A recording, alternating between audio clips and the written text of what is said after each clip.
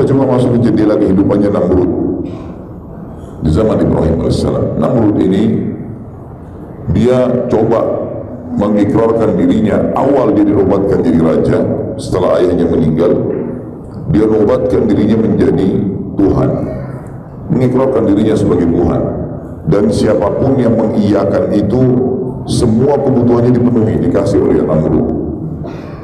Maka masyarakat itu semua mengakui dia sebagai Tuhan, karena apapun yang disampaikan dikasih, apapun yang diminta dikasih, hanya dengan mengikrarkan dia sebagai Tuhan. Sampai akhirnya menyebarlah penyembahan terhadap Namrud ini. Begitu dia baru menobatkan diri menjadi raja, menjadi Tuhan seperti ini, hari pertama, dan mulailah dia membagi-bagi segala macam kebutuhan masyarakatnya sehingga dia diakui sebagai Tuhan. Allah Subhanahu wa Ta'ala membuatnya mimpi.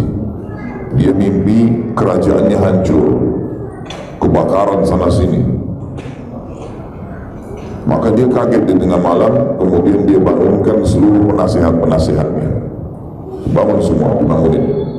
Salah satu penasihat terdekatnya Namrud itu bernama Azar.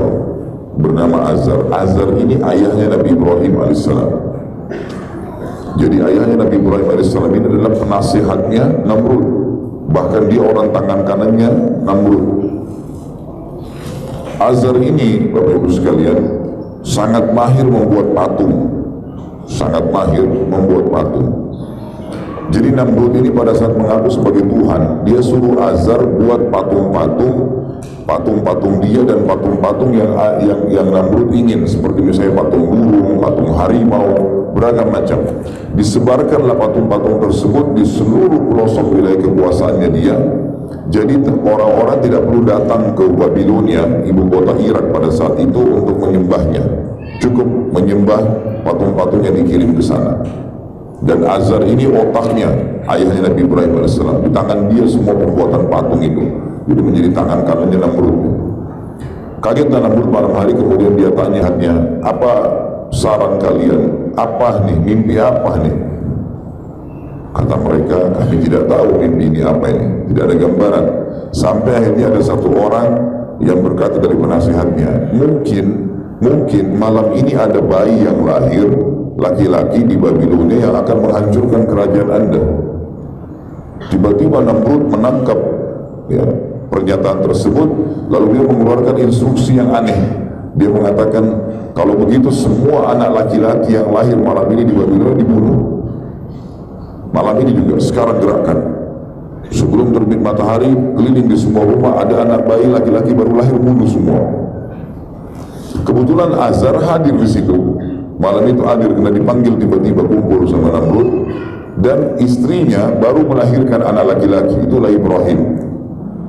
Maka dia pun pulang ke rumahnya lalu mengatakan, selamatkan Ibrahim ke hutan, karena Namrud sudah keluarkan instruksi suruh bunuh semua anak laki-laki. Pasti dia kalau ketahuan akan dibunuh nih. Dilarikanlah Ibrahim AS ke dalam hutan. Ada banyak cerita tentang Ibrahim waktu masih kecil. Beliau tinggal di dalam hutan, kemudian Allah Subhanahu wa Ta'ala merawatnya. Ada athar yang menyebutkan Ibrahim mengisap jempolnya, kemudian keluar susu dan madu dan segala macam cerita. Tapi saya tidak ceritakan tentang kisah kecilnya Ibrahim AS. Yang saya ceritakan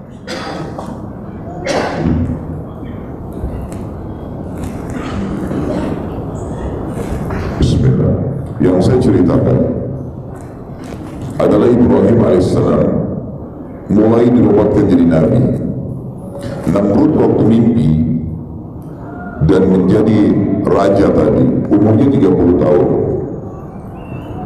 40 tahun kemudian setelah Ibrahim berumur 40 tahun, berarti Namrud sudah berumur berapa? 70 tahun. Jadi selama 40 tahun itu Namrud dianggap Tuhan benar oleh masyarakatnya. Sudah tertanam betul-betul keyakinan tersebut. Sampai wilayah kekuasaan Namrud banyak kuil-kuil yang dibuat, tempat sesembahan, tempat sesembahan. Yang tempat sesembahan tersebut dipenuhi oleh patung-patung. Di antaranya adalah patung Namrud. Lebih baik yang pakaian health Ustaz dilepas, pakai yang ini aja. Masya Allah. Ya. Baik. Dimatiin aja. Konflik jadi Ustaz. Baik. Bismillah. Dengar gak? Udah sampai mana? Namrud, kenapa Namrud? Baik. Akhirnya Namrud sudah waktu itu didobatkan jadi raja, dan memang dia buat kuil-kuil yang banyak sekali. Kuil-kuil ini diantaranya di pusat Babilonia sendiri, itu ada kuil yang besar sekali pada saat itu dibuat. Di dalamnya penuh dengan patung, puluhan patung. Ada patung singa, patung burung, patung macam-macam. Dan di tengah-tengah kuil, di ujung sekali, itu patungnya Namrud. Selalu begitu dia buat kuil, harus ada patung dia. Jadi masyarakat yang tidak sempat datang ke istananya untuk menyembah, itu datang ke kuil-kuil ini. Kasih sesajen, mohon-mohon, menyembah selain Allah. Ibrahim alaihissalam dinobatkan oleh Allah SWT menjadi nabi di umur 40 tahun. Lalu kemudian kisah beliau adalah beliau masuk di Babilonia. Tinggal di luar Babilonia tadinya, di hutan, sekitar hutan, kemudian beliau masuk ke Babilonia. Ringkas cerita tentang kisah Nabi Ibrahim alaihissalam panjang ya. Pada saat dia pertama mengenal Tuhannya, melihat bintang, melihat bulan, melihat matahari, terus saja sampai akhirnya dia mengenal Allah Subhanahu wa Ta'ala, mengatakan tidak mungkin ada Tuhan yang bisa hilang seperti matahari yang menghilang, bulan yang tidak kelihatan, dan seterusnya. Setelah terbenamnya matahari tidak kelihatan lagi mataharinya, atau sebulan setelah terbitnya matahari tidak kelihatan. Ringkas cerita adalah Ibrahim alaihissalam masuk ke Babilonia. Kemudian Ibrahim alaihissalam tidak menunda dakwahnya, langsung ke pusat kota Babilonia dan mendatangi kuil yang banyak patung-patung itu. Dan kebetulan pada saat itu di malam hari, masyarakat Babilonia lagi menyembah patung-patung ini, lagi mohon-mohon, bawa sesajen. Kuil itu cukup tinggi, dan sekarang masih ada puing-puingnya di Irak. Jadi kalau salah satu di antara Anda pergi ke Irak atau melihat cuplikan tentang Irak, yang dianggap kisah sejarah itu adalah peninggalan kerajaan Namrud ini. Maka yang terjadi Bapak Ibu sekalian, Ibrahim alaihissalam datang ke kuil tersebut. Patung-patung itu kebetulan di tengah-tengah kuil ada jalan yang panjang untuk orang masuk dan orang keluar. Di kiri kanan tembok penuh dengan patung-patung yang besar. Di tengah-tengah ruangan ada patung Namrud yang besar. Dan di situ antara orang dengan patung itu ada jedah bangunan yang cukup tinggi. Orang harus lewat tangga untuk naik ke atas, dan sudah menjadi doktrin, dogma pada saat itu, keyakinan kalau tidak boleh orang biasa mengantar sesajen ke patung-patung itu, harus melalui penjaga kuil. Jadi penjaga kuil ini punya kedudukan tersendiri. Siapa yang mau kasih sesajen, punya hajat apa, dikasih. Dia mau kasih kepada patung yang mana nih, misalnya patung sana, lalu kemudian nanti dia yang antar ke situ. Tiap hari mereka lakukan kebodohan ini. Ringkas cerita, Ibrahim alaihissalam malam itu langsung datang ke kuil tersebut. Sementara orang lagi memuja-muja patung, Ibrahim alaihissalam naik ke tangga yang untuk pergi ke patung-patung itu. Lalu Ibrahim alaihissalam pada saat dia naik, orang tahu Ibrahim ini tidak dikenal sebelumnya, dan tahu siapa penjaga kuil, mestinya yang biasa bisa naik. Orang lain selain penjaga kuil yang naik pasti kualat tuh. Nanti kena penyakit, nanti kena petir, nanti kena macam-macam. Keyakinan mereka pada saat itu. Ringkas cerita, Ibrahim alaihissalam sengaja naik. Orang-orang semua akhirnya matanya menuju ke Ibrahim. Ibrahim alaihissalam datangin patung yang pertama. Lalu Ibrahim alaihissalam lihat di situ ada sesajen, buah-buahan, buah segar, diantaranya apel. Ibrahim alaihissalam ngambil apel itu. Orang-orang semua heran, ini keyakinannya jangankan ngambil sesajen itu, mendekati saja sudah kualat.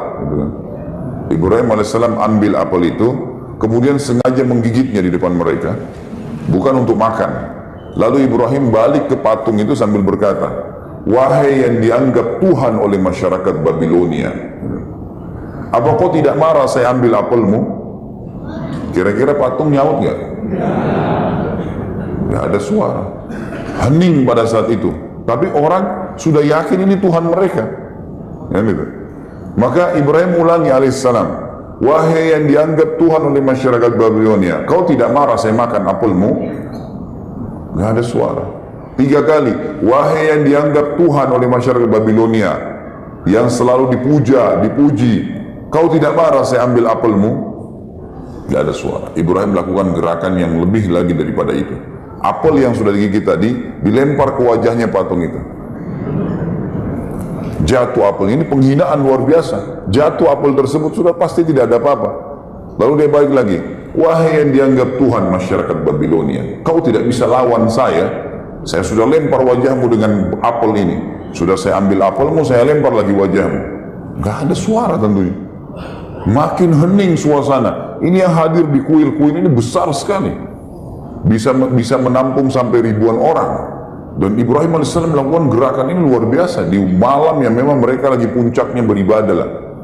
Lalu Ibrahim AS tidak cukup situ, pindah ke patung sebelah, lakukan hal yang sama.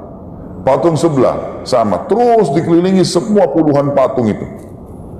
Sampai selesai semua, orang-orang menyaksikan kejadian tersebut dengan tercengang. Lalu Ibrahim balik ke arah mereka mengatakan, wahai masyarakat Babilonia, apakah kalian tidak punya akal menyembah patung-patung yang kalian pahat sendiri, yang kalian buat sendiri matanya, tidak bisa berbuat apa-apa? Bukankah saya sudah buktikan ke kalian, saya ngambil sesajen yang kalian kasih, mereka tidak bisa marah, saya lempar ke wajahnya, mereka tidak bisa marah, dan saya bahkan bisa menghancurkan Tuhan-Tuhan kalian ini dengan tangan saya. Orang-orang Babilonia hening semua. Kata Ibrahim, yakinlah dan percayalah, saya utusan Allah dan Allah Tuhan kalian yang menciptakan langit dan bumi ini. Dialah yang harus ditundukin. Orang semua tenang, gak ada yang bicara. Bingung antara iya atau tidak. Ini baru ucapan pertama dakwah Nabi Ibrahim AS. Maka mereka pun akhirnya ada yang diam terus keluar dari kuil. Kata Ibrahim AS, demi Allah kalau kalian tidak mau meninggalkan menyembah berhala-berhala ini, maka saya akan melakukan tipu daya terhadap Tuhan-Tuhan kalian. Mereka keluar dari kuil. Ibrahim alaihissalam turun juga dari tempat tersebut. Tidak ada yang berani menyentuh Ibrahim, karena Ibrahim ini sudah mengalahkan Tuhan mereka. Berarti ini bahaya, lebih berbahaya Ibrahim daripada Tuhan, gitu kan? Mereka tidak ada yang berani dekat dengan Ibrahim alaihissalam. Ibrahim keluar, ngambil kampak, kembali lagi masuk. Tapi orang-orang sudah bubar semua nih, tinggal penjaga kuil pada saat itu. Ibrahim AS naik kuil ini, patungnya dihancurin semua, dipotong tangannya, dipecahin kepalanya, potong kakinya, semua dirusakin sama Ibrahim, berantakan. Penjaga kuil sendiri ini tidak berani, tetap masih menganggap Tuhan. Ini sudah puluhan tahun keyakinannya.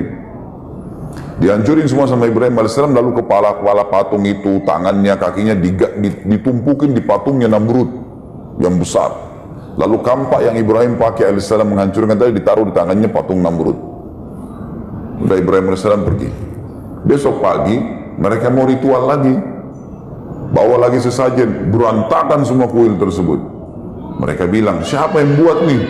Kok bisa terjadi begini pada Tuhan-Tuhan kami? Penjaga kuil bilang, tuh anak muda yang semalam tuh, Ibrahim.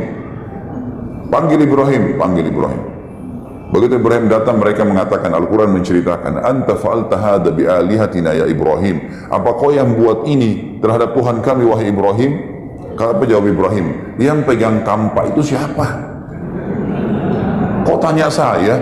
Itu kampak kan di tangannya patung yang besar. Tanya kalau dia bisa ngomong, gitu kan? Maka Allah mengatakan mereka pun kembali ke diri mereka sendiri. Benar nih, kan gitu.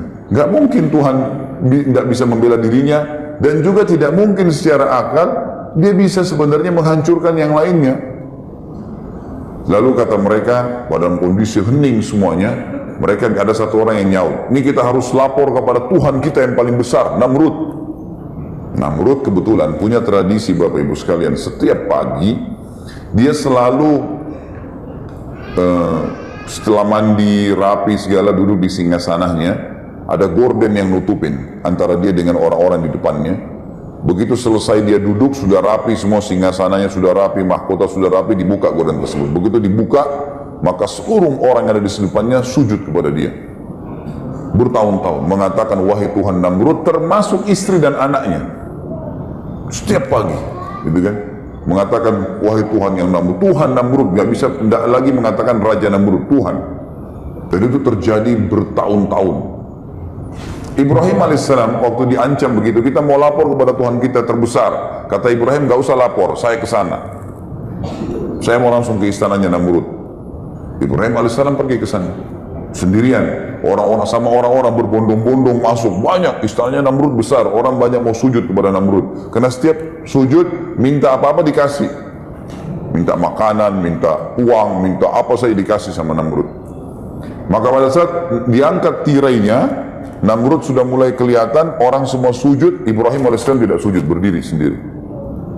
Namrud heran, 40 tahun tidak pernah ada orang membangkang, baru kali ini. Dia tanya, siapa kamu ini berani benar nggak sujud dengan saya? Ibrahim AS nabinya Allah, dan ini sudah berkarat nih penyakit, gitu kan?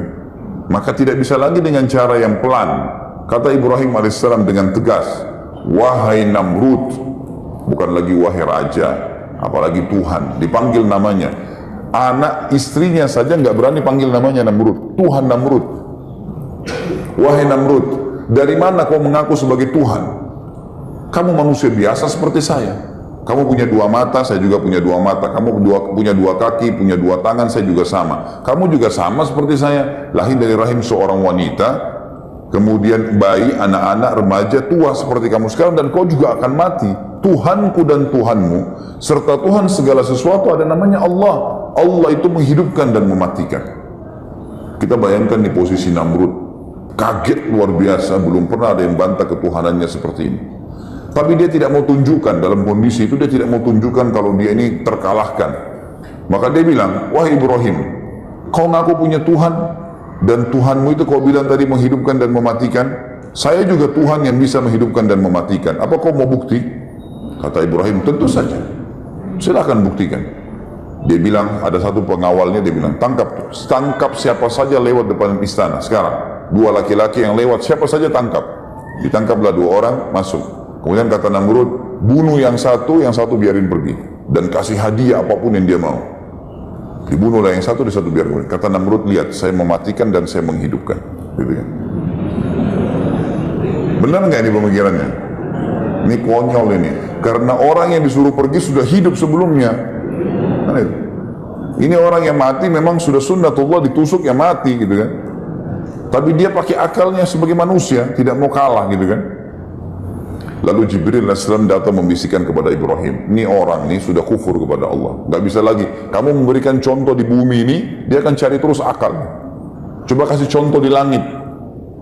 Kata Ibrahim, wahai Namrud, kalau begitu, Tuhanku dan Tuhanmu, dikatakan Tuhanmu Allah, setiap pagi menerbitkan matahari dari timur, terbenam di barat. Apa kau bisa? Ini matahari tiap hari terbit, tiap hari terbenam. Bisa kamu lakukan? Kalau tadi kan dikasih contoh manusia. Diam, kata Allah, fabuhital ladzi kafar, maka orang kafir itu terdiam, tidak bisa ngomong. Dalam keadaan marah dia, tidak punya jawaban, dia mengatakan, tangkap nih orang, Ibrahim, penjarakan. Meeting cepat sama orang-orang pejabat-pejabatnya, kumpul, lalu kemudian bermusyawarah. Nih diapakan Ibrahim? Saya mau Ibrahim dibunuh, tapi jangan mati biasa. Kalau cuma tusuk penggal kepalanya udah biasa itu. Cari mati yang luar biasa, yang spektakuler, yang bisa membuat orang lain taubat. Tidak ada lagi yang mau buat seperti itu. Musyawarah sampai seminggu muncul ide. Waktu itu Ibrahim sambil di penjara alaihissalam. Muncul ide buat api, bakar. Tidak ada cara membunuh manusia yang menyakitkan mengalahkan api. Karena kalau dibakar, terbakar kulitnya, dia teriak kesakitan, sampai mati, dan matinya lama lagi. Itu yang paling efektif. Namrud bilang, baik, keluarkan semua biaya, kerahkan semua tenaga, buat api, bukan api 2-3 meter tingginya, diameternya misalnya, ukuran tempatnya, enggak, dibuat sekitar 30-40 siku ke langit. Jadi sekitar 17,5 meter. Untuk membunuh manusia, bakar api unggun saja sudah bisa dibakar gitu. Tapi ini enggak, dia buat api yang luar biasa supaya seluruh masyarakat dunia bisa menyaksikan. Dibuatlah tumpuhan yang tinggi, kemudian di tengah-tengahnya dipenuhi dengan api bara besar sekali, dan itu dibuat sengaja tinggi sehingga orang dari jarak jauh pun bisa melihat, gitu kan. Misal kalau kita bilang di atap, kita lihat ini jadikan pondasi, atap inilah tempat api itu Orang dari jauh pun bisa melihatnya. Ringkas cerita adalah dibakarlah api tersebut dengan biaya yang besar, dengan tenaga yang besar. Di sekitar api, Namrud letakkan prajurit-prajurit pilihannya untuk menjaga. Lalu Ibrahim alaihissalam dikeluarkan, kemudian Ibrahim alaihissalam dibuka bajunya, supaya kata Namrud dia bisa merasakan lebih sakit lagi daripada api itu. Waktu Ibrahim alaihissalam akan dilempar dari jarak jauh masuk ke dalam api, gitu kan, maka yang terjadi adalah Ibrahim alaihissalam sempat kedatangan Jibril alaihissalam, dan Jibril berkata, wahai Ibrahim, Allah telah mengutus saya kepada kamu, dan Allah berkata kepada saya bahwasanya Jibril bantulah Ibrahim apapun yang dia mau.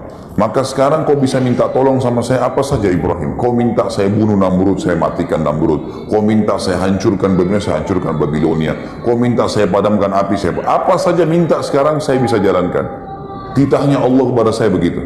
Kata Ibrahim alaihissalam, wahai Jibril, kalau kepadamu saya tidak perlu, tapi kalau kepada Allah saya akan minta.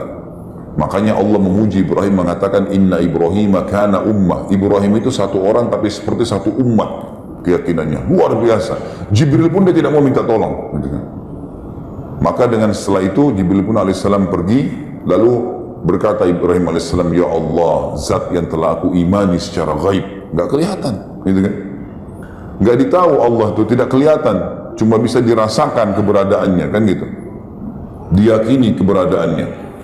Aku yakin engkau lah yang telah menciptakan aku dan segala sesuatunya termasuk api di depanku ini. Api ini lagi berkobar besar. Ibrahim sudah diikat, dilempar dari jarak jauh dengan katapel gitu. Jadi jauh sekali jaraknya agar kelihatan oleh orang-orang. Lalu dia bilang, engkau lah yang telah menciptakan aku dan seluruh segala itu dan termasuk api, dan engkau lah yang menjadikan api ini dasarnya, fitrahnya panas. Jadikanlah api ini dengan kemahabesaranmu dingin dan keselamatan untukku. Balik dari panas menjadi dingin. Maka Allah SWT mengatakan, kami terima permohonannya Ibrahim dalam kondisi dia ingin membuktikan kebesaran Allah. Maka dilemparlah Ibrahim alaihissalam dari jarak jauh. Pada saat dilempar Ibrahim alaihissalam, ada satu kejadian juga di situ. Ibrahim alaihissalam pada saat masuk ke dalam api, tentu Bapak Ibu sekalian, manusia kalau kena api sekuat apapun badannya, sekekar apapun pasti teriak, gitu kan? Nggak ada yang bisa menahan panasnya api. Maka begitu Ibrahim AS masuk ke dalam api, subhanallah, nggak ada teriakan, nggak ada jeritan, nggak ada suara apapun, nggak ada, hening sekali. Orang-orang sempat bertanya, ini Ibrahim ini mati atau enggak ya? Namrud pun bingung, tidak ada orang yang kena api tidak ada teriakan. Maka Namrud itu kebetulan singgasananya ditaruh di luar, diangkat, kemudian dia berhadapan sama api, dia melihat api itu, dia menyaksikan sendiri, nggak ada suara. Lalu Namrud ingin menenangkan audiensnya, masyarakatnya. Waktu itu dia mengatakan, Ibrahim sudah mati di awal kena asap saya, asap api saya. Udahlah, orang percaya, orang bubar. Kata Namrud, biarkan 3 hari. 3 hari biarin, terbakar. Dan dijaga ketat di sekitar api. Kalau ada Ibrahim mau coba lari, dorong. Tapi nggak ada suara ini, nggak ada apa-apa. Nggak ada cerita, nggak ada derikan, nggak ada suara sama sekali. Bubarlah semua sampai 3 hari. Namrud ini masih makan, minum, berhubungan biologis dengan pasangannya. Allah membiarkan orang-orang kafir itu melakukan upayanya dan melalui kehidupan dunia yang cuma sebentar ini. 3 hari kemudian, subhanallah, dia nikmatin hidupnya luar biasa, berpesta-pesta menganggap Ibrahim sudah dibakar, sudah mati. Hari ketiga dikeluarin lagi singgasana, undang lagi masyarakat Babilonia. Begitu mereka datang semua, lalu kata Namrud, saya ingin padamkan api, saya ingin lihat debunya Ibrahim. Padamkan api, semua orang menyaksikan. Waktu dipadamkan api, mereka kaget, Ibrahim alaihissalam sedang duduk di tengah-tengah tumpuhan api mereka. Duduk, tidak ada apa-apa sama sekali. Maka Jibril alaihissalam datang kepada Ibrahim menyampaikan instruksi satu saja. Wahai Ibrahim, Tuhanmu perintahkan kau untuk berdiri pulang ke rumahmu. Nggak ngomong apa-apa, itu saja instruksinya. Berdiri pulang ke rumahmu. Ibrahim AS belum mengerti itu. Yang penting perintah Allah sudah jalanin, gitu kan? Dan ini tugasnya orang beriman nih. Diperintahin apapun kerjain. Masalah ada hikmahnya, gak ada hikmahnya, itu urusan nanti. Dia sudah yakin Tuhannya. Ternyata ada satu hal yang ingin Allah sampaikan kepada seluruh orang yang hadir pada saat itu. Ibrahim alaihissalam, orang-orang pada saat itu lihat Ibrahim duduk. Namrud sempat ucapin kalimat, Ibrahim terbakar kaku. Jadi dia terbakar kaku jadi hangus, tapi kan dari jauh orang tidak tahu ini hangus atau enggak. Maka terbantahkan pada saat itu karena Ibrahim berdiri dan turun, pergi ke rumahnya, pulang ke rumahnya, itu saja. Perintahnya Allah kan itu. Orang-orang semua bilang berarti Ibrahim enggak mati dibakar api. Banyak orang yang beriman kepada risalah Nabi Ibrahim. Berarti Tuhan Ibrahim luar biasa. Namrud pulang ke istananya, bingung mau jawab apa lagi nih. Dan kira-kira Bapak Ibu sekalian, dan ini selalu Allah beginikan orang-orang kafir ya, dibiarkan mereka melakukan upaya mereka maksimal dan akhirnya Allah batalkan dengan hal yang kecil. Kira-kira setelah membuat api sebesar itu dengan biaya yang besar, tenaga yang besar, kira-kira apa lagi yang bisa Namrud lakukan? Ibrahim kira-kira setelah dibakar api tidak mempan dengan ditebas dengan pedang? Secara akal sudah nggak mungkin, karena api saja sebesar itu tidak bisa membakar, apalagi kalau cuma ditebas sama pedang gitu kan. Dalam kondisi bingung, semalam suntuk dia nggak bisa tidur, maka lalu Ibrahim berkata, maka Namrud pun dalam kondisi bingung tidak bisa tidur. Keesokan paginya Allah subhanahu wa ta'ala dalam riwayat Bukhari dikatakan mengutus kepada Namrud seekor lalat. Lalat ini masuk di lubang hidungnya terus sampai ke otaknya. Bagaimana caranya Allahu a'lam, tidak usah dipikirkan caranya. Yang jelas masuk lalat tersebut sampai ke otaknya. Dalam hadis dikatakan sampai ke otaknya. Namrud kesakitan, ditepuk-tepuk nggak bisa keluar. Kira-kira lalat ini mau dilawan dengan apa nih? Bisa dengan otot yang besar? Bisa dengan sebilah pedang yang tajam? 1 juta prajurit? Nggak ada yang bisa. Allah ceritakan dalam Al-Quran itu masalah lalat ya. Sedikit saya kuatkan di sini dalilnya. Bukan berhubungan sama kisah Ibrahim alaihissalam, tapi ada firman Allah, A'udzubillahi minasyaitonirrajim, ya ayuhan nas duriba mathalun fastami'ulah. Hai sekalian manusia, telah diberikan perumpamaan kepada kalian, dengarkan baik-baik, renungi baik-baik. Innal ladzina tad'una min dunillah, semua yang kalian seru selain Allah, patung kah, pohon kah, syaitan kah, malaikat kah, semua selain Allah itu, la yakhluqu dzubaban walau ijtama'u lah. Mereka tidak pernah mampu menciptakan seekor lalat walaupun mereka bersatu semua. Semua bersatu, semua jin, semua malaikat, semua hewan-hewan kumpul sama manusia bersatu ciptain satu lalat, mereka tidak akan mampu, kata Allah. Wa iyadlub minhum dzubabu syai'an la yastanqidhuhu min. Dan kalau lalat mencuri sesuatu dari mereka, mereka tidak mampu mengambilnya kembali. Ini kalau kita punya susu atau air, lalat datang hingga ambil setetes terbang, bisa diambil kembali? Kata Allah begitu. Da'ufat talu wal matlub, sungguh lemah yang disembah dan yang menyembah. Jadi Allah tantang masalah itu. Namrud ini sempat ingin menyiksa Ibrahim berapa hari tadi? 3 hari. Allah siksa dia 3 hari. Lalatnya 3 hari di otaknya. Nggak makan, nggak minum, teriak-teriak, kesakitan, terbolak-balik, nggak tidur, nggak makan, nggak minum. Manusia 3 hari nggak makan, nggak minum, nggak istirahat, sudah kacau balau semuanya. Sehari aja kita begadang sudah pusing besoknya, apalagi ini 3 hari tidak makan, tidak minum dan seterusnya, dan kesakitan, terganggu. Kita maaf, ingus saja yang ada buntu itu sudah susah. Ini lalat di dalam bergerak-gerak, gitu. Dia kesakitan. Maka akhirnya 3 hari kemudian dia mati, meninggal tergelepar di depan singgasananya. Dan subhanallah, pada saat dia meninggal, semua pejabatnya datang mendekat, orang-orang yang meyakini dia sebagai Tuhan. Dan dengan hikmah Allah, mereka menyaksikan lalat keluar dari hidungnya. Keluar tuh lalat. Sehingga mereka tahu Namrud mati dengan seekor lalat. Tersebar satu Babilonia dulu, raja yang selama ini dianggap Tuhan dibunuh oleh seekor lalat. Inilah akhir kehidupan Namrud. Bapak Ibu sekalian, Allah berikan kita akal fikiran, hati nurani, akal dengan kecerdasannya untuk berfikir, membedakan mana benar, mana tidak. Hati nurani dengan perasaannya bisa pekah mengetahui mana yang disuka, mana yang tidak disuka, mana yang harus diikutin dan mana yang tidak diikutin. Sebenarnya sudah cukup dengan 1-2 sampel. Ingat, tidak semua orang beriman itu mati badannya wangi, tidak semua. Tapi 1-2 orang Allah perlihatkan. Tidak semua orang yang jahat itu meninggal badannya meletup-letup rusak, enggak. Tapi 1-2 orang Allah perlihatkan. Karena kalau setiap orang kafir mati badannya rusak, enggak ada orang kafir nanti. Allah memang sengaja menguji dengan keimanan dan mau beriman enggak, gitu kan. Jadi harus ambil pelajaran. Kalau Bapak Ibu tentu yang sudah pernah susun skripsi S1, tesis S2, atau disertasi S3, di Indonesia ini ada namanya penelitian lapangan. Jadi kita adakan penelitian lapangan. Kalau saya mau tahu di Rawamangun ini kebiasaan masyarakat apa, saya nggak bisa datangin semua rumah. Datangin RT-nya, RW-nya, sampel-sampelnya sudah ada. Camat, datangi lurah, dia akan berikan informasi lengkap tuh, ini, begini, selesai. Maka begitulah penelitian, gitu kan, penelitian lapangan. Begitulah Allah berikan kepada kita. Namrud sudah jadi pelajaran, sampel manusia satu yang kufur kepada Allah. Nih lihat nih, gini caranya dihancurin. Jangan tunggu semuanya begitu, nggak bisa. Gitu kan? Harus kita peka. Karena manusia itu kalau dengan kepekaannya, dengan akal sehatnya, begitu dia tahu ini salah ditinggalkan, begitu dia tahu benar diikutin, maka dia akan aman tuh. Tapi kalau dia tidak mau, Allah datangkan cobaan yang memaksa dia untuk membenarkan kebenaran itu. Pasti nanti dengan penyakit yang berat, dengan cobaan yang berat, terus begitu.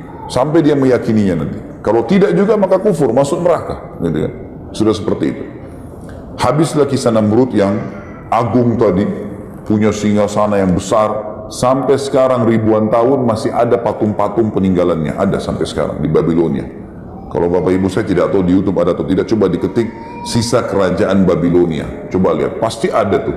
Ada patung kepalanya, ada patung-patung besar, ada yang dianggap dulu tempat tumpuhan api yang dibakar Ibrahim alaihissalam, ada puing-puingnya masih ada.